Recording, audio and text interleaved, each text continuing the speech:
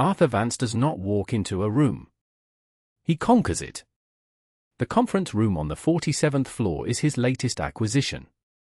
It is a kingdom of glass and steel, overlooking a city he considers his personal property. The table is a slab of polished obsidian large enough to land a helicopter on. The chairs are thrones of Italian leather. The air itself seems filtered through money, smelling of ambition and expensive cologne. Arthur is a man carved from granite and prejudice. His suit is bespoke, a sharkskin grey that shimmers with malevolent confidence. His tie is a slash of blood-red silk. His cufflinks are gold, heavy, and shaped like gavels. A subtle joke he finds endlessly amusing. He is not merely a lawyer. He is a force of nature, a corporate hurricane designed to tear down whatever stands in the way of his client's desires. And his client, Omnicorp, desires the small plot of land on Elm Street currently occupied by a relic. A bakery. He surveys his domain. Across the vast expanse of the table sit the obstacles. They are, in his professional opinion, pathetic. First, there is the old woman. Eleanor Vance.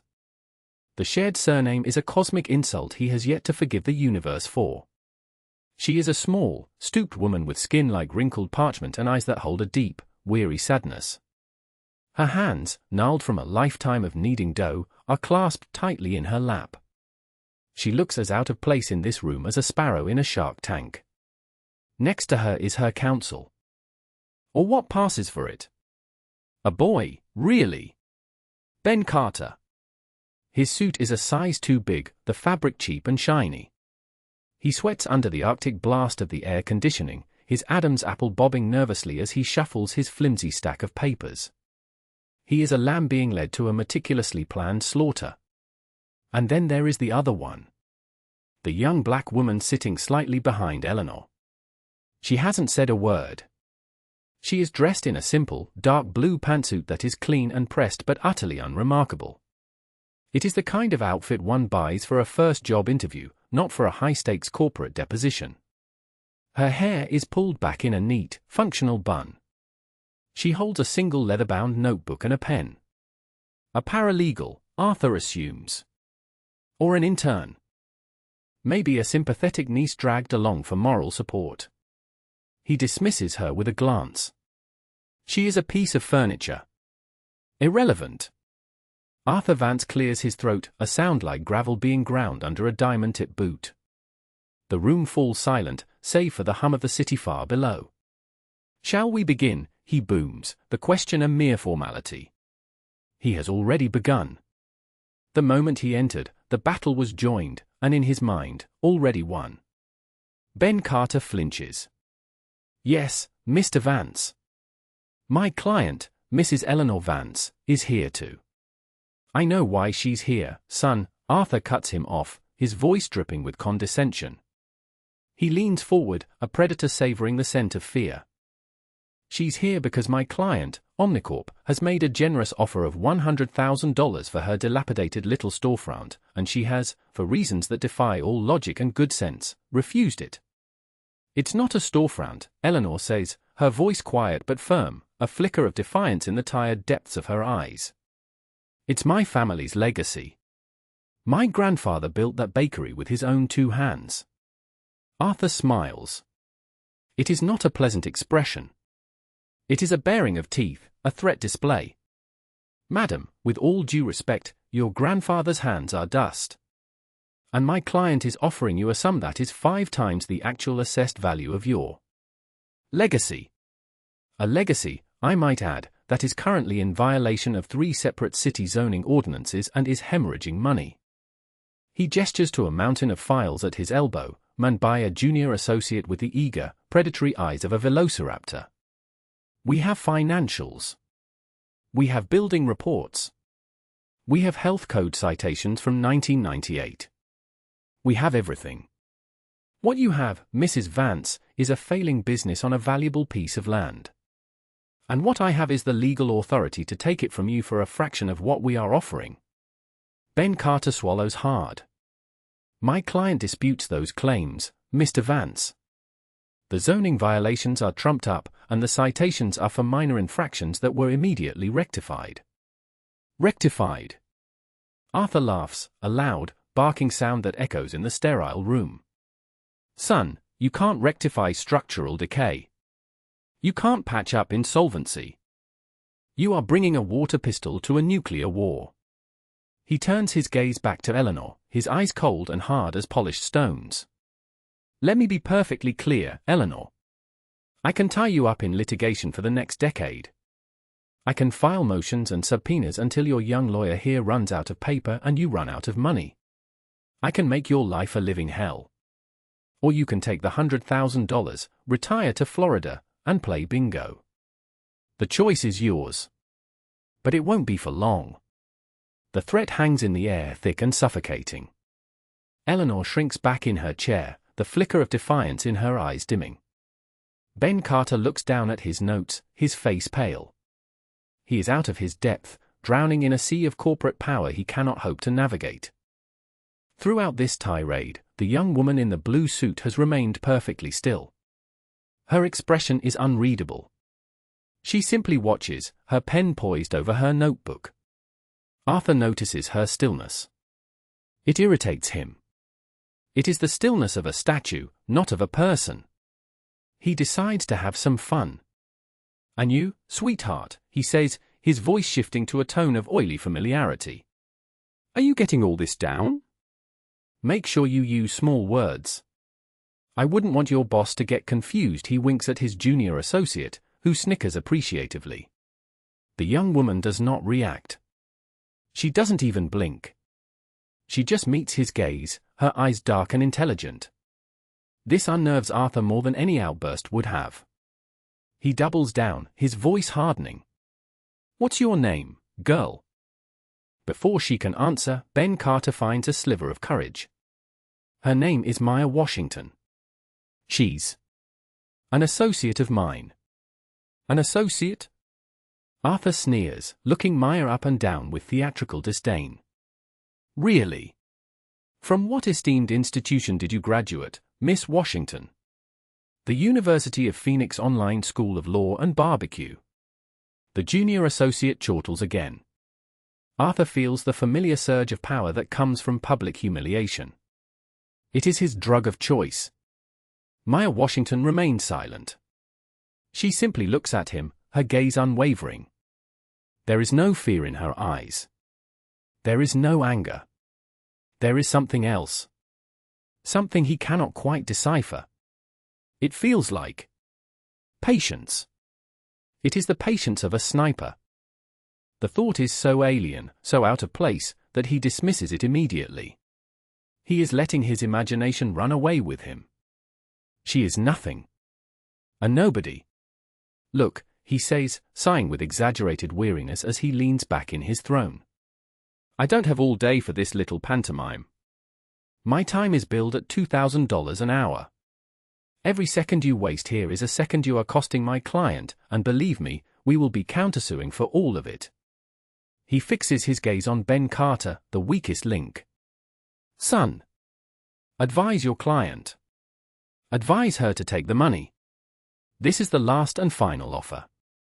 It is a gift. A charity. If she refuses, the offer is rescinded, and we proceed with a scorched earth policy.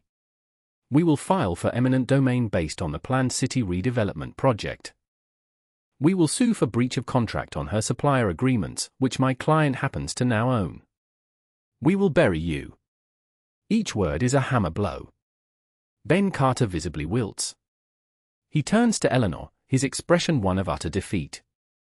Mrs. Vance. Maybe we should consider. No, Eleanor whispers, her voice trembling but resolute. It's not right. Arthur slams his hand on the table. The sound cracks through the room like a gunshot. Right? We are not here to discuss what is right. We are here to discuss what is legal. And I am telling you, the law is on my side. The power is on my side. The money is on my side. What do you have? A crumbling building and a Boy Scout who just passed the bar. He stands up, looming over them. a titan of industry and law. You are outmatched, outgunned, and out of time. He looks down at Maya, who is still watching him with that unnerving calm. The sight of her, so serene in the face of his power, infuriates him. It feels like a personal affront. And you, he spits, pointing a perfectly manicured finger at her. I don't know what your role is here, but you would do well to remember something. There is an order to things. A hierarchy. This world, this room, this game. It's not for everyone. Some people need to learn their place. He lets the words hang there, a final, poisoned dart aimed at her heart. He expects her to flinch, to look away, to finally show some sign of intimidation. She does not. Instead, a small, almost imperceptible smile touches the corners of her lips. It is not a friendly smile. It is a smile of profound, chilling satisfaction. It is the smile of a trap being sprung. Just as Arthur is about to demand what she finds so amusing, the heavy mahogany doors at the end of the conference room swing open with a quiet, authoritative swoosh. A man stands in the doorway.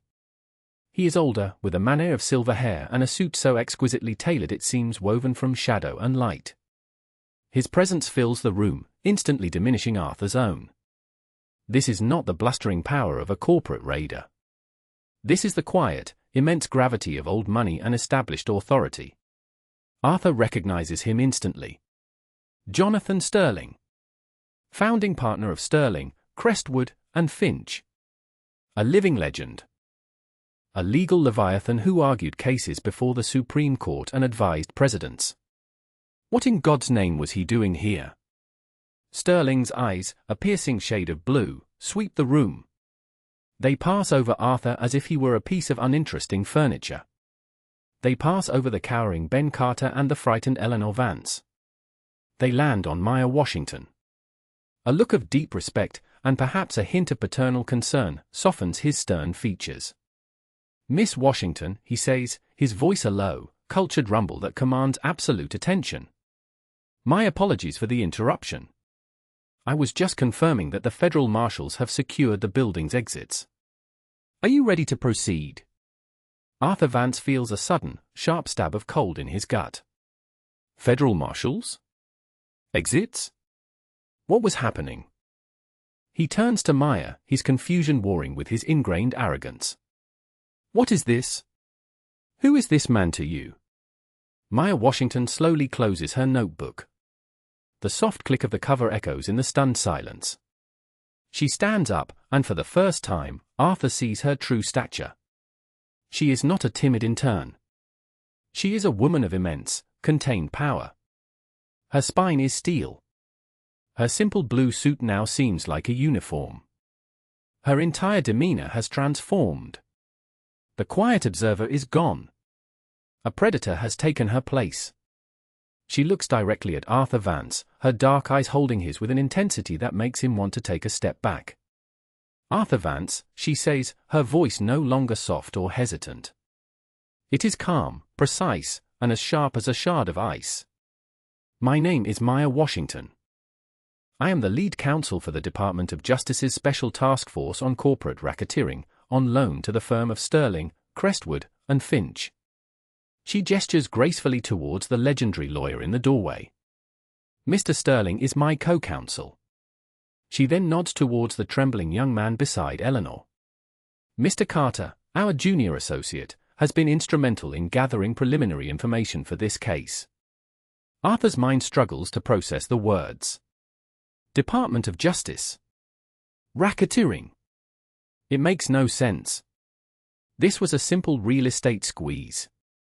A vanilla intimidation play. This is absurd, he sputters, his voice a pathetic imitation of its earlier boom. This is a civil matter. A property dispute. You have no jurisdiction. Maya's cold smile returns. That's where you are mistaken. This was never about a bakery, Mr. Vance. It was always about you. The power dynamic in the room does not just shift. It shatters. The obsidian table, the leather thrones, the panoramic view of the city, it all ceases to be Arthur's kingdom. It is now Maya's interrogation room. Arthur Vance, the conqueror, is suddenly a prisoner in his own fortress. The blood drains from his face, leaving behind a pasty, grey mask of terror. He looks from Maya's implacable face to Jonathan Sterling's grim expression. He sees no mercy. I don't understand, he stammers, the words feeling like ash in his mouth.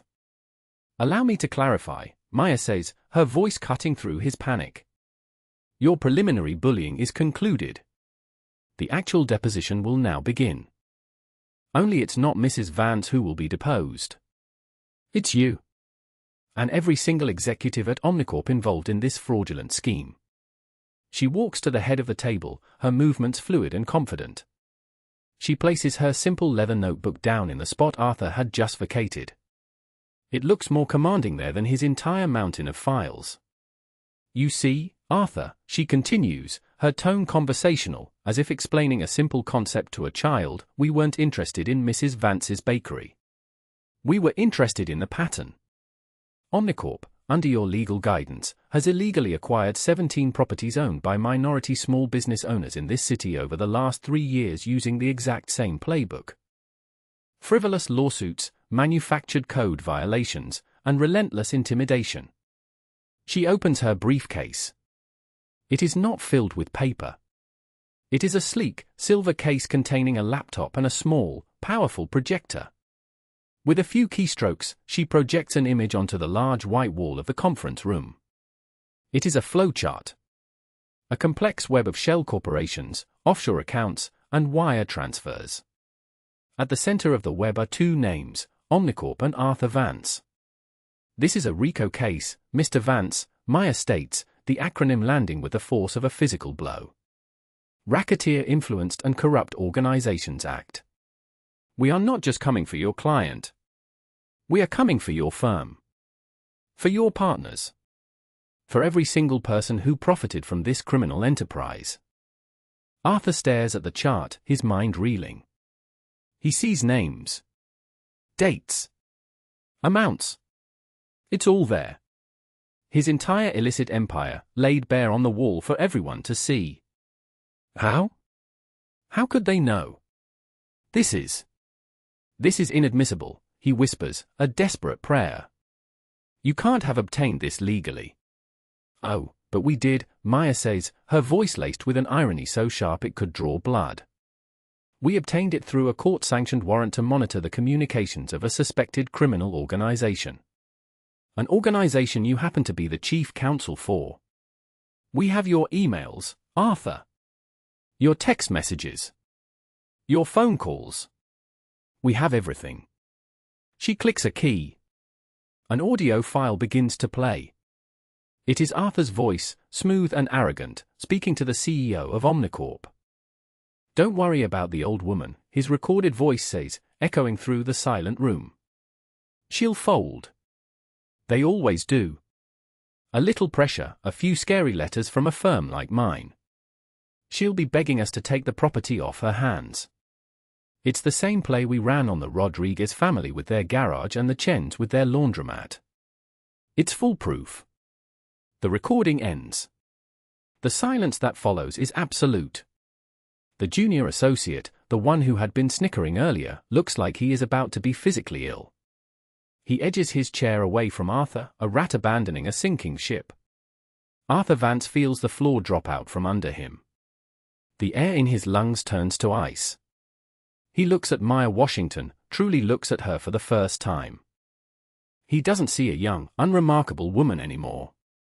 He sees an avenging angel, an instrument of a justice he had long ago dismissed as a quaint fantasy for the weak. You, he breathes, his voice a ragged whisper. You let me do this.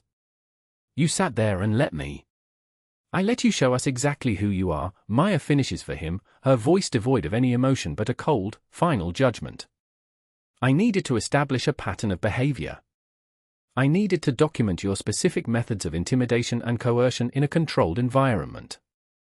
I needed you, in your own words, on a federal wire, to threaten a protected witness.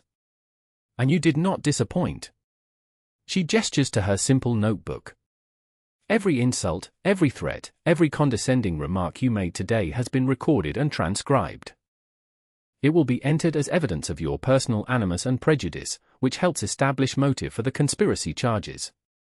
She turns to the terrified junior associate. Mr. Gable, you have precisely one opportunity to cooperate. You can choose to go down with Mr. Vance for conspiracy to commit wire fraud, mail fraud, and extortion, for which you will serve a minimum of 10 years in a federal penitentiary. Or you can become a witness for the prosecution. The choice is yours. You have 10 seconds. The young man, Gable, practically leaps from his chair. I'll cooperate. I'll tell you everything. I was just following orders. I have copies of the files, the real files, on a hard drive at my apartment. Arthur watches this betrayal with dead eyes. His carefully constructed world, built on fear and loyalty bought with money, is crumbling to dust in a matter of minutes. You snake, he hisses at Gable. Don't blame him, Arthur, Maya says, her focus sharp as a laser. Loyalty is a two-way street. You treated him like a sycophant, a tool. You taught him that the only thing that matters is self-preservation. He's a very good student. She turns her attention back to the main screen. Now, let's talk about the bribery. If it were possible, Arthur's face grows even paler. Bribery. That was the one firewall he thought was impenetrable. The payoffs were made through layers of shell companies, through untraceable transactions. Maya clicks another key. A new image appears on the wall. It is a grainy, black and white photo, clearly taken by a surveillance camera. It shows a parking garage, late at night.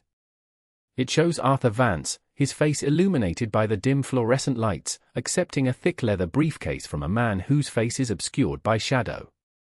City Councilman Miller's legislative aide, Maya supplies helpfully. The same councilman who sponsored that emergency redevelopment bill that would have allowed Omnicorp to seize Mrs. Vance's property under a newly created eminent domain clause. The briefcase, we know from the aide's sworn testimony, contained $250,000 in unmarked bills. The aide had flipped.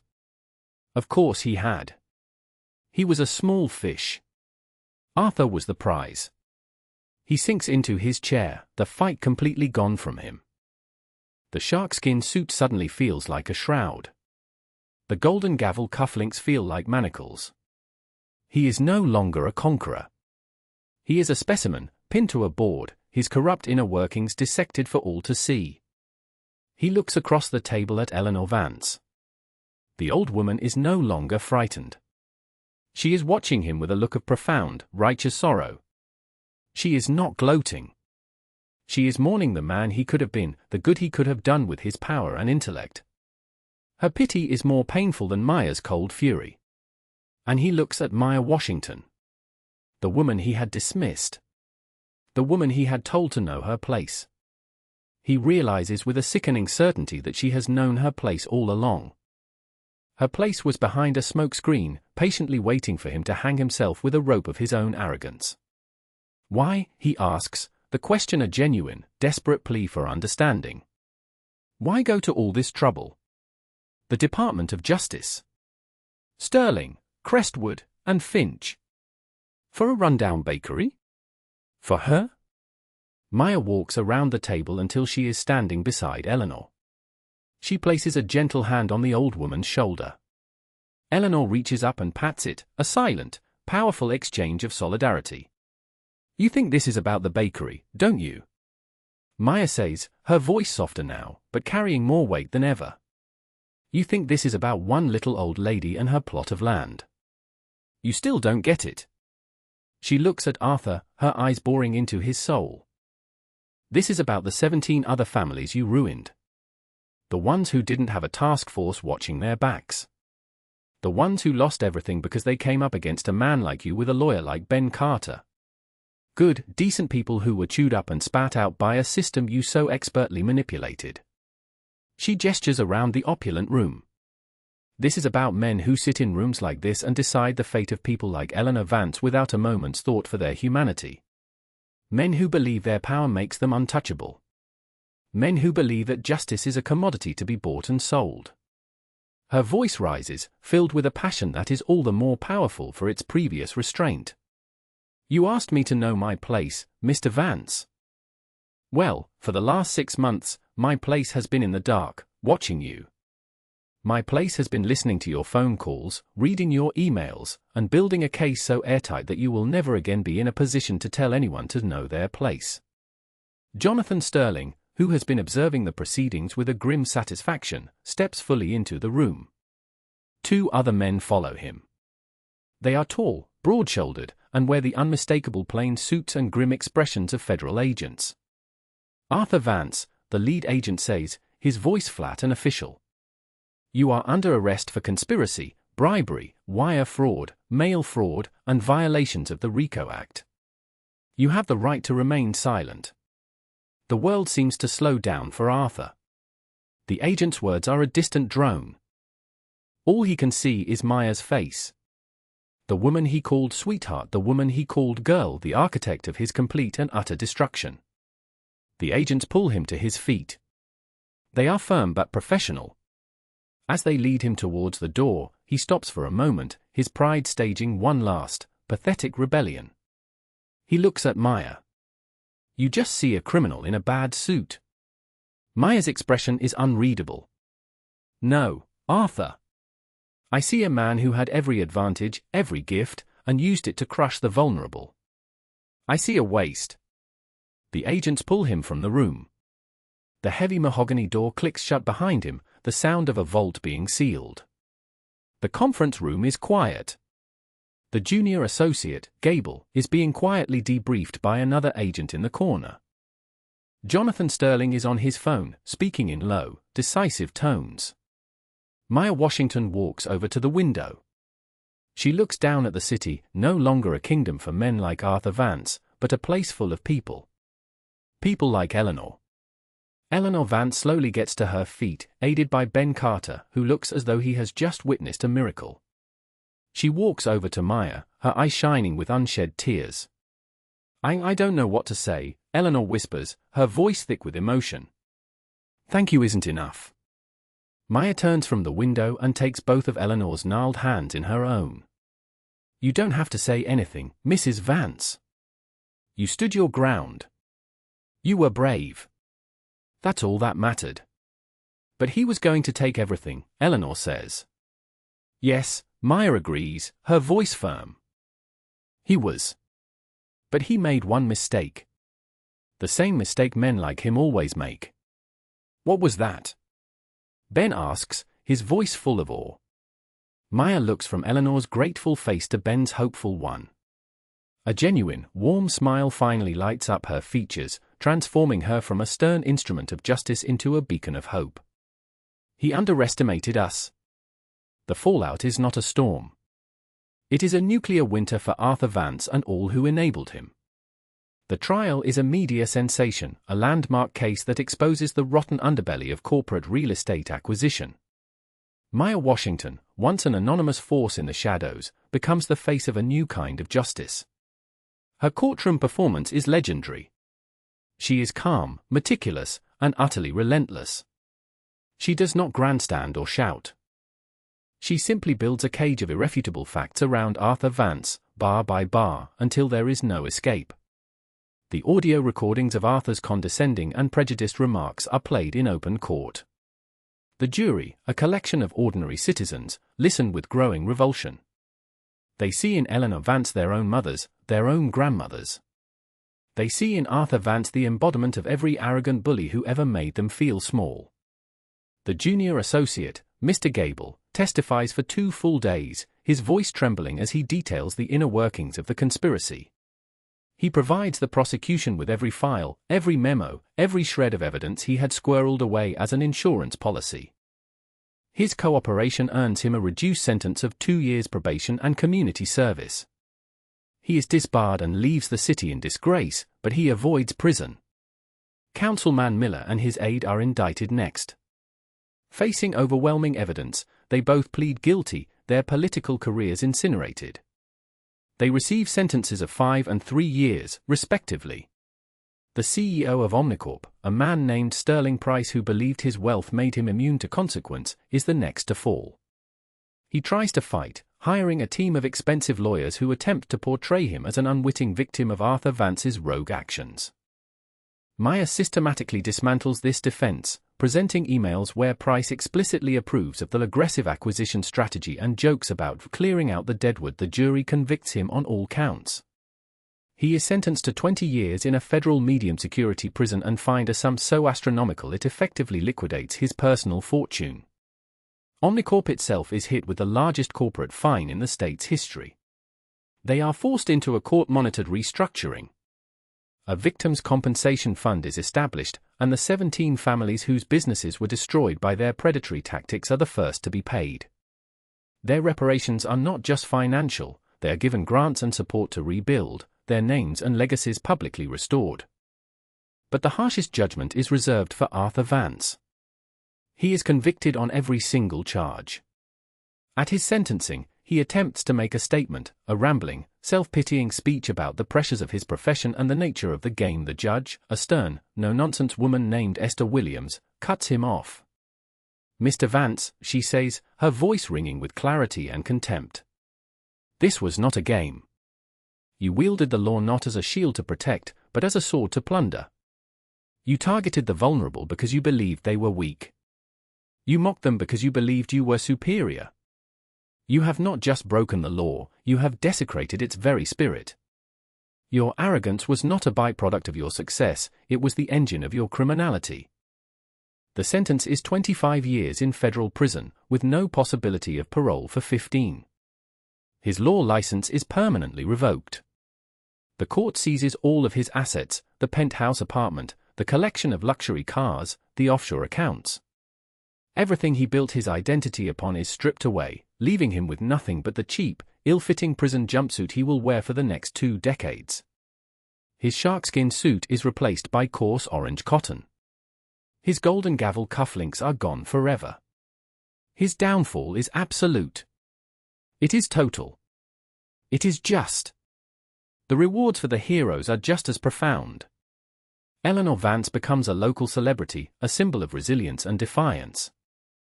The countersuit Maya files on her behalf against the now chastened Omnicorp results in a settlement of $7 million.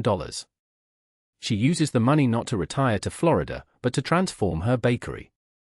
She buys the entire block, creating Eleanor's Emporium, a beautiful, modern community hub with a bakery at its heart. It includes a subsidized kitchen for aspiring local chefs, a free legal aid clinic for small businesses, and a daycare center for her employees.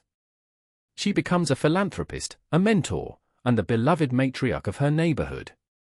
Her legacy is not just preserved, it is magnified beyond her wildest dreams. Ben Carter, the young, overwhelmed legal aid lawyer, is offered a full-time position at Sterling, Crestwood, and Finch. Jonathan Sterling sees in him a spark of the same passion for justice that drives Maya. Under their mentorship, Ben blossoms into a brilliant and compassionate attorney, dedicating his career to the kind of pro bono work he once struggled to manage alone. He never loses the humility he learned in that conference room, and it makes him a powerful advocate for the voiceless. And Maya Washington becomes a force to be reckoned with. The Department of Justice offers her a major promotion, a directorship of her own division.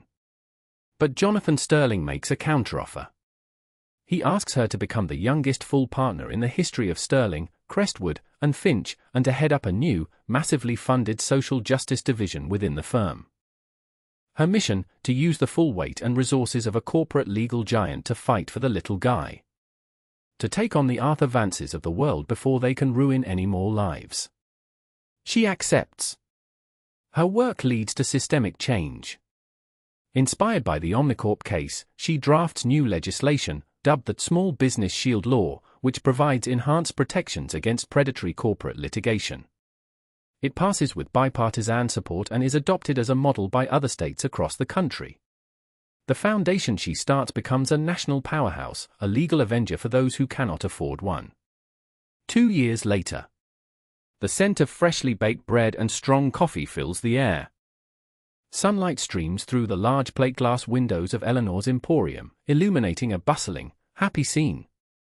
The bakery is packed with customers, the murmur of conversation a warm and lively hum. At a small table near the window sits Maya Washington. She is no longer in a simple blue suit. She wears a stylish but comfortable dress, her hair down, framing a face that is relaxed and smiling. She sips a cappuccino, watching the scene with quiet satisfaction. Across from her are Eleanor Vance and Ben Carter.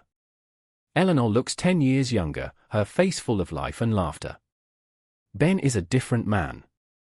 His ill-fitting suit is gone, replaced by a well-tailored jacket and an air of quiet confidence.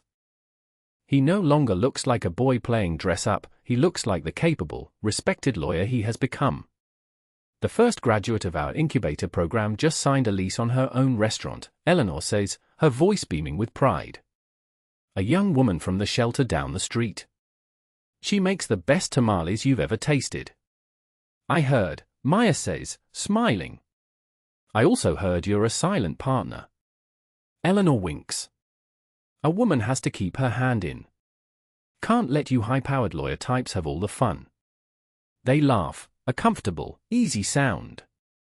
Ben shakes his head, a look of residual awe on his face. I still can't believe it sometimes. When I think back to that day, in that conference room, I was so terrified. I was ready to tell you to take the deal. We all have moments of fear, Ben, Maya says gently. Courage isn't the absence of fear. It's acting in spite of it. And you did. You stood by your client when you were completely outmatched. He was a monster, Ben says, his voice low. Yes, he was, Maya agrees. But he wasn't special.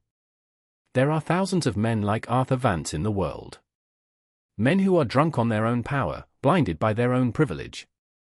They build their kingdoms on the backs of people they deem lesser than themselves.